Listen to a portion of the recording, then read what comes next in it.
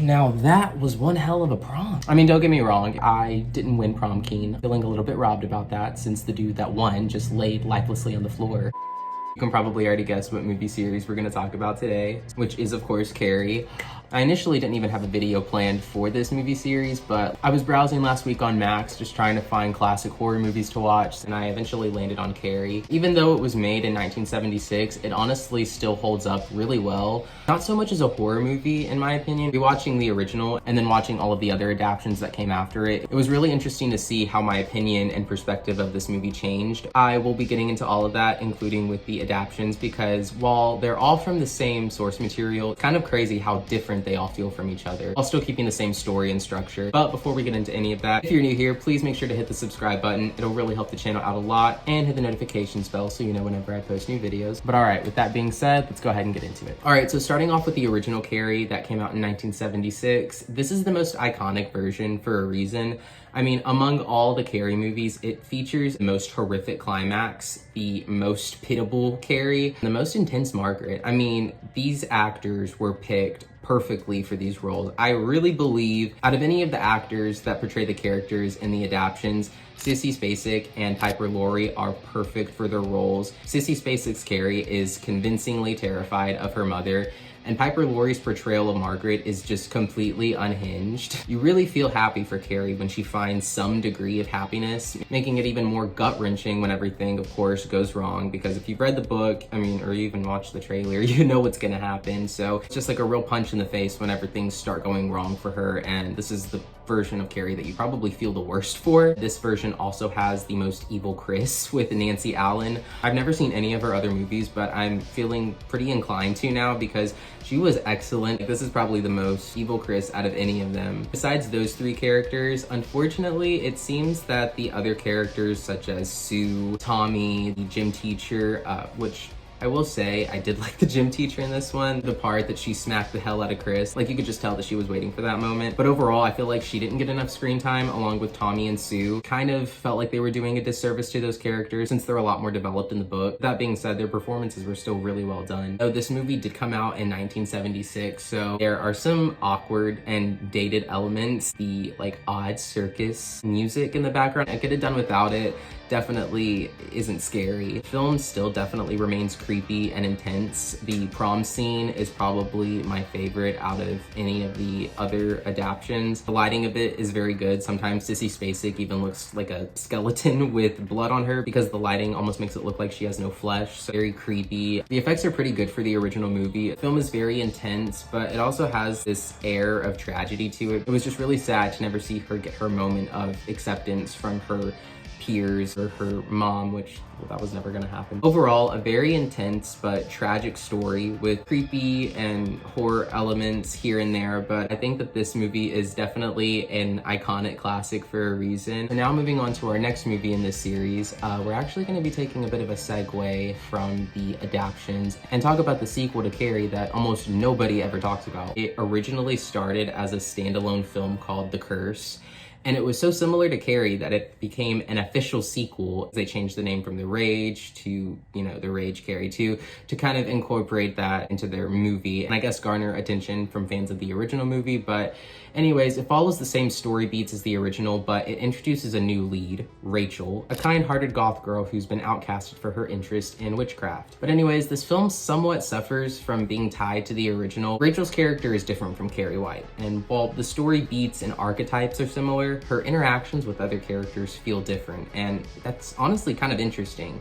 This film's version of Billy and Chris is a duo of football players named Mark and Eric. So in this movie, Mark's football circle has a game where they score points for sleeping with different girls, and then they keep track of it in a scorebook. And then unfortunately, Rachel's best friend commits suicide after finding out, which puts Rachel at odds with Mark and his group. And then another boy involved in the game starts to fall for Rachel, but his feelings become genuine, which is unfortunate that this movie fell into being so predictable. However, the actors all deliver pretty good performances, so it makes the interpersonal moments performance compelling despite the predictable storyline. Mark's actor definitely deserves some praise for his portrayal of such a reprehensible character. He manages to capture being soulless and depraved while also still keeping up with the fake nice facade, so the actor did a very good job in that aspect. Also, it was super surprising to me, Amy Irving, who was in the original Carrie, comes back in this movie now as a guidance counselor, who adds some depth and urgency to her performance since she knows how it's gonna go down. It really pisses me off what happens to her character.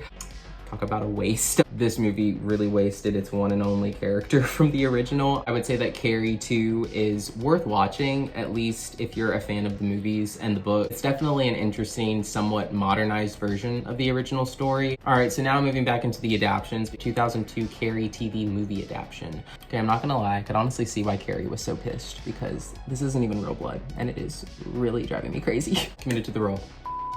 So a lot of you may not know this, but this version of Carrie was just made as one big long pilot for a TV show that unfortunately never got picked up, which is so surprising to me because this version really delivers.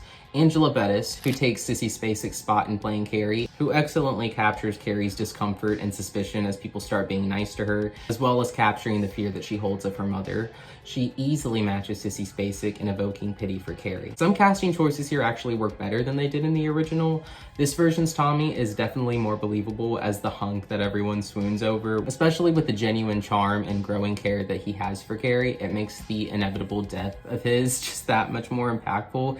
It really sucked. Then you have Rena Sofer, who's taking on the gym teacher for this movie, and she is definitely, I would not want to be on her shit list. She is very good at striking that balance between toughness and empathy. Definitely the toughest, probably, just like based on how she acted towards the girls versus how the original one handled that situation. I thought that this version of Desjardins was done a lot better. Chris's character in this one was kind of bizarre. She didn't seem, well, she's not nice. Like, let's get, she's still a bitch. But in this movie, it's much more subdued. I feel like it's kind of reeled in just a little bit. They slaughter a pig, but in this one, she's definitely not as evil as Nancy Allen.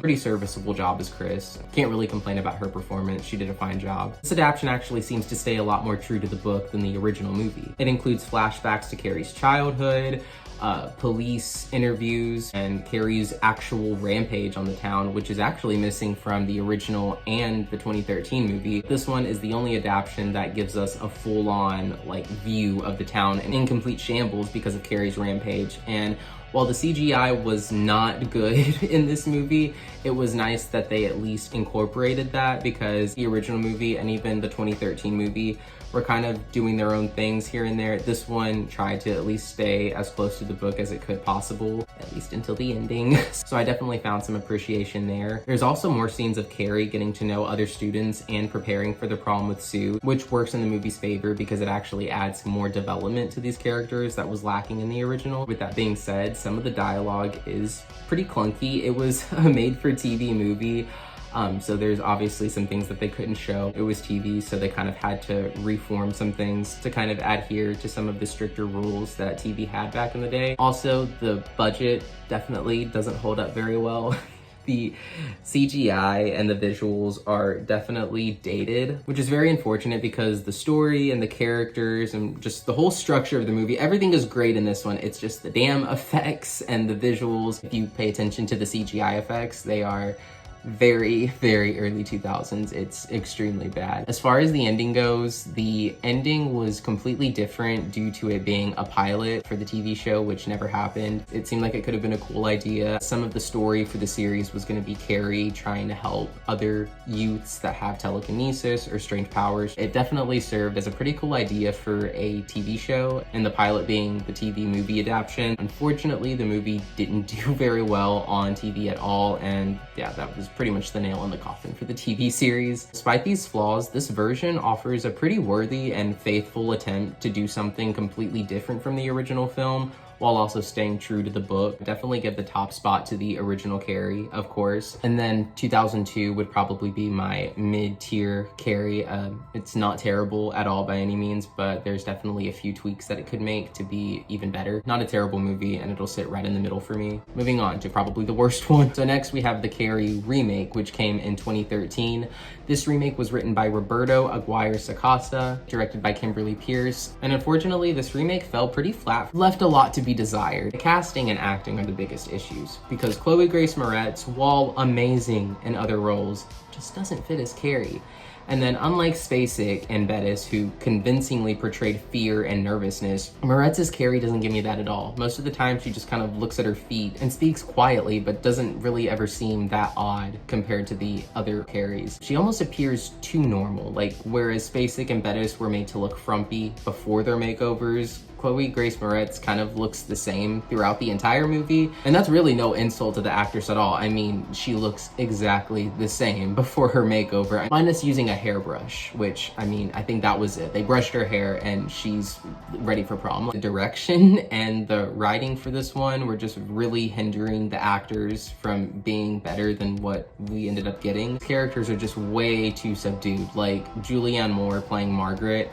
I love Julianne Moore. I think she's a phenomenal actress, but again, it feels like this movie's hindering these characters from being as unhinged as they actually are, which is weird because this movie's rated R and it's pretty tame for the most part. This version of Margaret wasn't as eccentric and weird and evil as she was in the original. This version of Margaret is just more or less an asshole and pretty much lacks any intensity to her character that was given in the original movie and the 2002 adaptation. As far as the other ones go, they all pretty much fall short. I mean, the gym teacher, who's played by Judy Greer, love her, is way too nice and soft in this movie that it makes her slapping Carrie in the shower just that much more out of character. It just didn't fit with the way that the other gym teachers were. Here it just felt super out of place. And then you have Ansel Elgort's Tommy, who's quieter and even more awkward than Carrie, which undermines his supposed coolness, unlike the original movies, especially the 2002 version. And then don't even get me started on Billy and Chris, who are almost completely forgettable in this movie, with minimal back and forth between them and Carrie. Their final interaction for a good portion of the movie is the shower scenes, which in the end kind of results in them having a lack of intensity between them whenever they have their final interaction in the movie. As far as the actual horror elements in this one, I think that the climax felt way less violent and graphic, which I think maybe due to cultural sensitivities about school violence at that time. You know, I mean, it's still a thing. So I think that that may have prompted them to reel in just a little bit of the bullying or violence that took place in the school in general, besides the prom scene, of course. But yeah, I think that this one was reeled back in a lot compared to the other adaptations. I do think though that the nature of the story's bullying theme should actually make a modern Carrie more horrific though, since that's actually a really pressing and scary reality of modern society. Back to the actual movie, some of the effects during the climax also look a little bit weird. And then don't even get me started when she starts using her hands to kind of like control things, because like when the fuck did this movie turn into an episode of Charmed? Interestingly to me, apparently this movie had about 40 minutes cut out of it to make it more of a direct remake of the first movie, and the stuff that they cut out would have made it a bit closer to the book. Now, I did watch the extra footage and deleted scenes, and to be honest, I'm not entirely sure how much it would have helped, since again, I didn't really care for the acting, but there are a few things that it does seem to add. I like that it actually showed Carrie in distress at Tommy's death, whereas in other versions, you don't really know if she thought Tommy was in on it, or if she cares that he died or not. There's also a weird bit at the end where Sue finds Carrie in the tub and Carrie physically finds out Sue is pregnant, which I guess is something for Sue to remember her by and kind of gives Carrie a motivation to spare her. I don't know, it just came off as very weird and probably wouldn't have done the movie any good being in it. Yeah, I don't know guys, this adaptation, this one just kind of sucked. This movie just came off as incredibly lazy. You have the 2002 movie, which actually tried to stay a little bit more faithful to the book, and while being hindered by the TV movie budget, it still was a pretty good adaptation. And then you have the 1976 version, which at least had some elements in it that made it the iconic classic that it is today. Even Rage 2, Carrie, whatever. That movie is bizarre, kind of offbeat, and feels very late 90s. If you're a fan of cheesy late 90s slashers, I mean, you're probably gonna think that it's a pretty fun late 90s slasher. Well, not even being an official Carrie sequel still somehow manages to be better than this one. The 2013 one, if they would have cast maybe a different Margaret and Carrie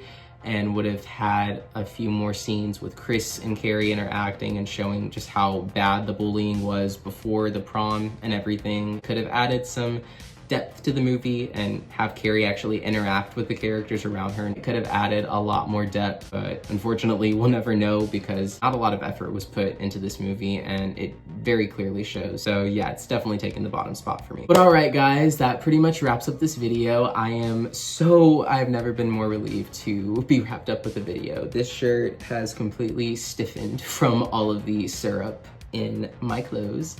And I don't even want to talk about my hair right now. So thank you guys so much for watching. Again, if you're new here, please make sure to hit the subscribe button. It'll really help the channel out a lot, and hit the notifications bell so you know whenever I post new videos. As always, thank you guys so much for the support. I wouldn't be able to do it without you. Don't forget to leave a like, and I'll see you in the next one.